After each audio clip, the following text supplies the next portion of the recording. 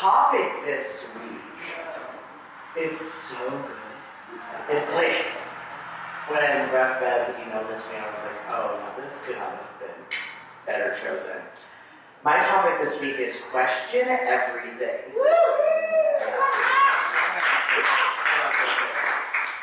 And this is probably the most Jewish thing in the entire world. Literally, when I was talking to my dad last night, I told him this was my topic for today, and he was like, oh, that is so Jewish. I'm like, it is so Jewish. Because a lot of people don't realize there's no dogma in Judaism. There is no black or white, there is no hell, you know what I mean? There is no, if you do this, you're eternally damned. It's kind of like, well, your soul's going to be off a beaten path for a little, and we're going to help get you back because we're all love and light. Like, there is none of this darkness and dogma, and this is the way it is, right? The whole point of Judaism is to question everything. I can't think of any other religion or even culture on the planet that has books that are literally just people arguing and questioning the books that we were given to follow. I mean, literally, that's what the Talmud is. The Talmud is a book of rabbis all questioning what it is they've been given, being like, well, I don't know, did God really mean that? Did God really mean this? I think he meant this. I think God meant this. It meant this. She meant this. I don't know. Let's interpret that just a little bit differently. That's how it sounds in my head. I don't know all the rabbis. But that's still ongoing. I mean, if you get a group of rabbis in the room together, that's what we do. We literally argue the entire time. But I think there's a reason for that. We are meant to question everything. I don't know about you, but I have to question myself on the reg. Like, if I believed every thought that came through my head, oh, this would not be a good thing.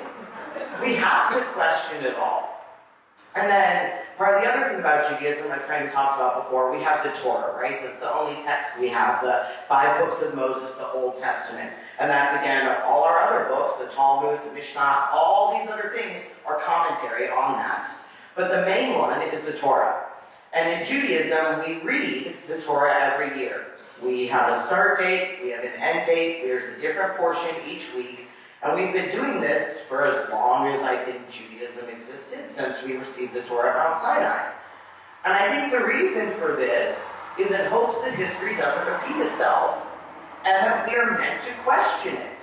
Because every time you read it, whatever it is that's going on in the world around us, it's so applicable, and it calls us to look deeper.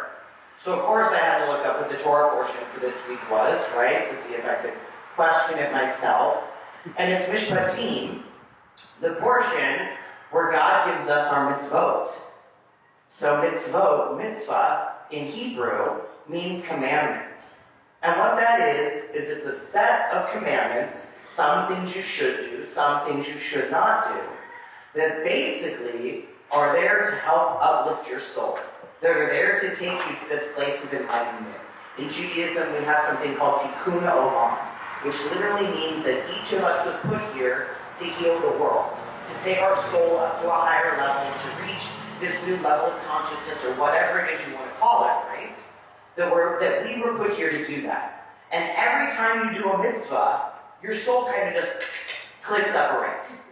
And this is everything from, how we're supposed to eat, the way we're supposed to let the land rest, inviting people into your home, that we're supposed to honor Shabbat and keep it holy, that we're supposed to visit the sick before Hawai'i.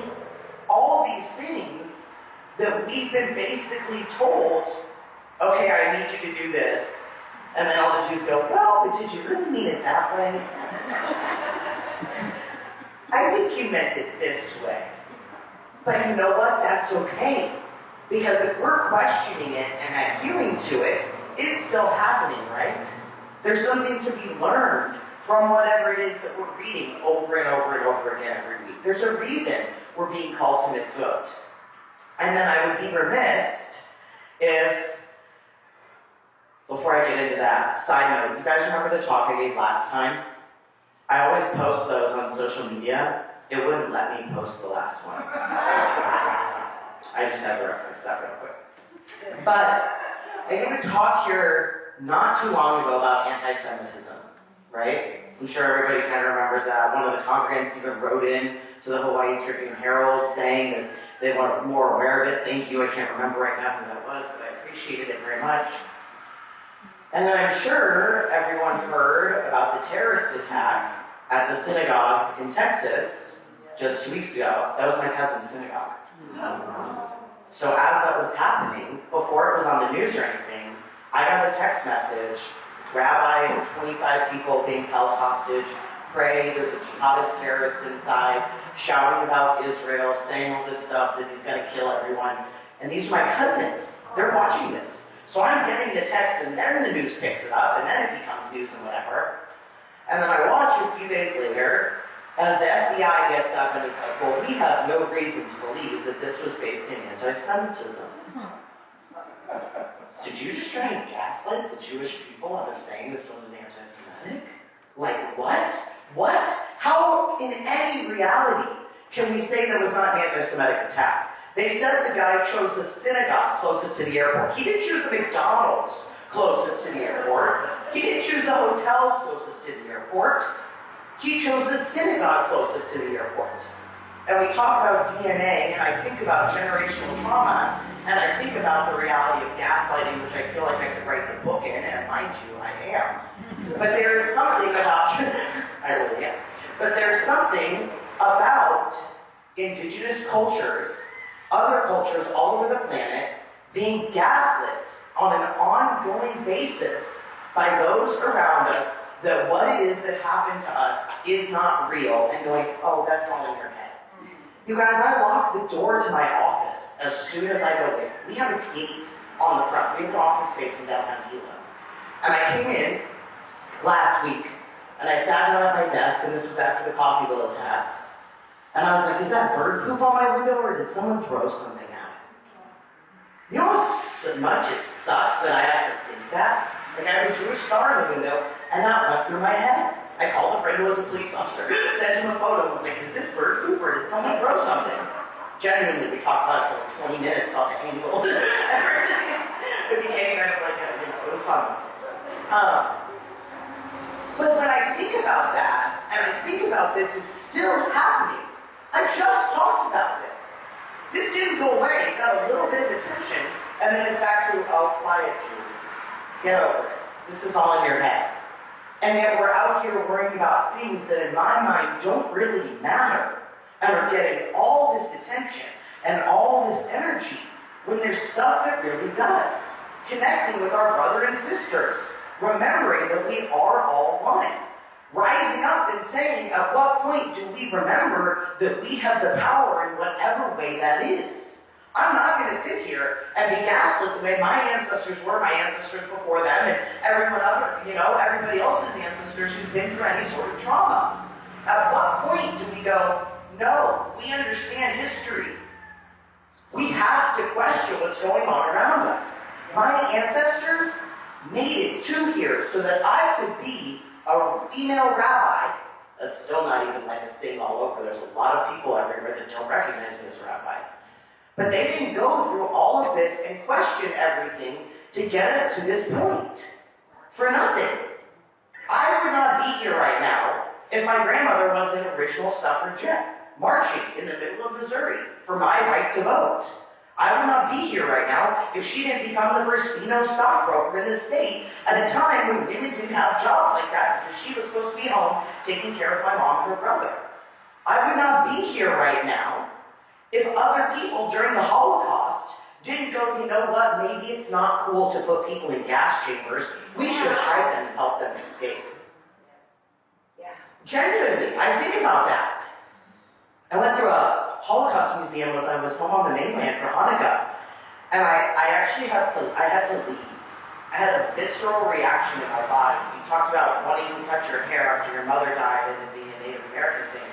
I don't know if it was past life, I don't know if it was ancestral pain, but seeing those photos, seeing the way that Hitler rose to power, that he bribed young Nazis with Volkswagens and free food, and I think about all the kids today who would be like, yeah, you're going to give me free McDonald's? Cool.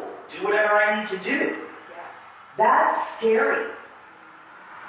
There's something to that. We have to question this reality of whatever it is that's here right now, that's holding us down and trying to clearly gaslight us. And let me back up. The term gaslighting, it gets used a lot, but I don't know that everybody knows what it means.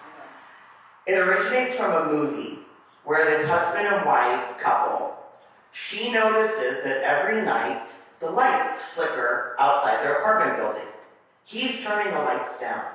And he goes, oh, no, it's just all in your head. And it's this small manipulation of him constantly making her doubt her own reality that she succumbs to, right? It's a form of emotional manipulation. It's a form of emotional abuse. Yet this happens on a global, very large scale to minorities and oppressed people on a daily basis. And we don't choose to see that for whatever reason. We don't question that. It's concerning to me to think that my ancestors were taken to camps and burned alive because their neighbor across the street genuinely thought they were doing something to better the German people. If you listen to the Nuremberg trials or you read about Holocaust history, there was such xenophobia, I think is the term, for Germany and the country and the people, and they were doing what was right. It came from a place of love. It came from wanting to protect one another. I don't necessarily think they were bad people. Obviously, they were clearly bad people because they were murdering people by the thousands. But I think they were manipulated. I think they were gaslit. I think that when you gaslight on a global level and you manipulate on a global level, or even if you start at a micro level and end up at a macro level, those manipulations add up. I'm not commenting on anything in particular. I want to make that very, very clear. But I am saying I was given question everything this week. I was called to be a rabbi because of that. I know I've talked here about the story of the rock leading me to become a rabbi and sitting down and meditating. That place where I became a rabbi, where I held that rock, was a place where it was dark times for Jews. A group of Jews committed suicide at the top of Masada because they would rather die than be enslaved and not be able to practice their culture and beliefs. And I remember holding that rock and something bigger than me being like, Rachel, you have to be a rabbi because you have to be a safe place for all to come. The world isn't always a safe place, but you can hold space for that safety. And to me, that starts with questioning. Question everything. Question your own thoughts. Question what you read. Question what I'm saying to you. What I'm saying is not dogma. Please, take this apart, break it down, and come and ask me. Genuinely, question everything. And someone who tells you not to question, or something that tells you not to question, that should be the, okay, why shouldn't I question that? Why would you not want me to use my voice? Why would you not want me to question what is? The divine wants us to ask questions. Are you kidding? Oh my gosh. All the time. What are you doing to me? Well, I'm trying to make you listen. Okay, good answer. Right? These are conversations with Rabbi Rachel. You give us what we can handle. I can handle more? Cool. Thank you. Okay. But in reality, I stand here before you on the shoulders of my ancestors who asked questions.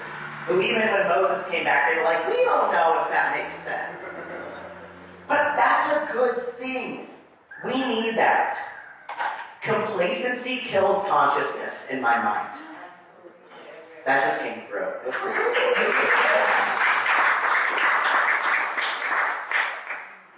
So question everything. I think that's pretty clear. I think that you guys get where I'm going. And I want to see more support of not just the Jewish people, but people in whole who need support and are questioning. I want to see us, rather than looking at our brothers and sisters and being angry with them, come to a place where we can have a discussion and understand that there is no right or wrong. There is working and not working. If something doesn't work, we can assess that. If something works, cool, keep doing it. Maybe you can find a way to improve it. But when we get stuck in this place of us versus them and right versus wrong, I would rather be happy than right. Right. So question everything, and if you'd love to have a question and answer session with the rabbi, you can come. Half the time I won't answer. I'll just ask you a question back. Because that's how it needs to go. I mean, literally, pick up the Talmud, pick up the Jewish text. It is nothing but questions. And that's one of our most sacred texts that's been studied for thousands and thousands of years.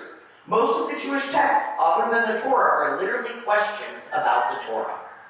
Because if we come as a people, as a whole, as a collective, as a being of consciousness and this oneness that we are on this earth right now, if we come from the place of dogma, we shut down the divine.